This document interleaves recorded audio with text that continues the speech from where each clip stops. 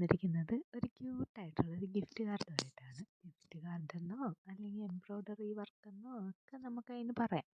അപ്പം നമുക്കതിന് വേണ്ടുന്നത് ഒരു കട്ടിയുള്ള പേപ്പർ. ഞാൻ ഇതേപോലത്തെ ഒരുപാട് വർക്ക് ചെയ്തിട്ടുണ്ട്, അപ്പോൾ എല്ലാവരും കയറി കാണണം. അപ്പോൾ ഇന്ന് ചെയ്യുന്നതും ഒരു കാർഡ് വർക്ക് തന്നെ.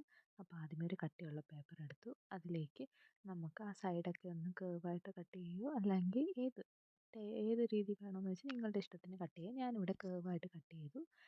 എന്നിട്ട് ഒരു റാബിറ്റിൻ്റെ ഒരു കൊച്ചു ഫോട്ടോ, ഒരു ക്യൂട്ടായിട്ടുള്ള റാബിറ്റിൻ്റെ ഫോട്ടോ വരച്ച് അതും കട്ട് ചെയ്തു. അപ്പോൾ എൻ്റെ ഒരു തീമെന്ന് വിചാരിക്കുന്നത് ആ റാബിറ്റ് ഈ ഒരു ബലൂൺ ആണ് ഉദ്ദേശിച്ചേക്കുന്നത്.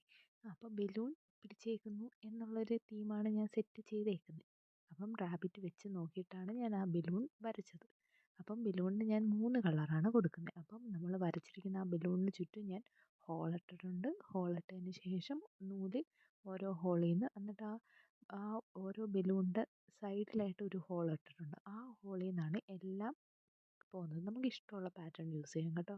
അപ്പം ഞാൻ നേരത്തെയും കുറേ വീഡിയോസൊക്കെ ഇതിൻ്റെ 2-3 ഇട്ടിട്ടുണ്ട്. അപ്പോൾ അതിൽ ഓരോന്നിലും ഓരോ ഡിസൈനാണ്. അപ്പോൾ നിങ്ങൾ കയറി നോക്കണം. അപ്പോൾ കുറച്ചും കൂടെ നല്ല രീതിയിലുള്ളൊരു ഐഡിയ കിട്ടും. അപ്പം നമുക്ക് 3 ബലൂണും അങ്ങോട്ട് സെറ്റ് ചെയ്തിട്ട് പിന്നെ ഒരു മാർക്കർ എടുത്ത് അതിൻ്റെ ആ വള്ളി ഉണ്ടല്ലോ അത് നമുക്കൊന്ന് ബ്ലാക്ക് കളറ് കൊടുക്കാം.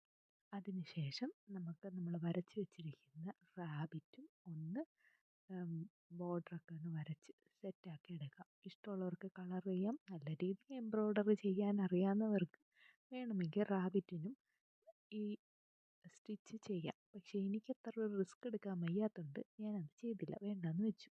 പിന്നീട് ഒരു ഡബിൾ ടേപ്പ് എടുക്കുക, റാബിറ്റിനെ അങ്ങോട്ട് ഒട്ടിക്കുക, സെറ്റാക്കുക. നമുക്ക് എന്തെങ്കിലുമൊക്കെ അതിനകത്ത് അങ്ങോട്ട് എഴുതി ഫ്രണ്ട്സിനൊക്കെ കൊടുത്തു കഴിഞ്ഞാൽ ഉണ്ടല്ലോ. അപ്പോൾ ഒന്ന് കൊടുത്ത് നോക്കണേ. അപ്പോൾ ഇഷ്ടപ്പെട്ട് കഴിഞ്ഞാൽ ലൈക്ക് ചെയ്യാനും സബ്സ്ക്രൈബ് ചെയ്യാനും കമൻറ്റ് ചെയ്യാനും മറക്കണ്ട.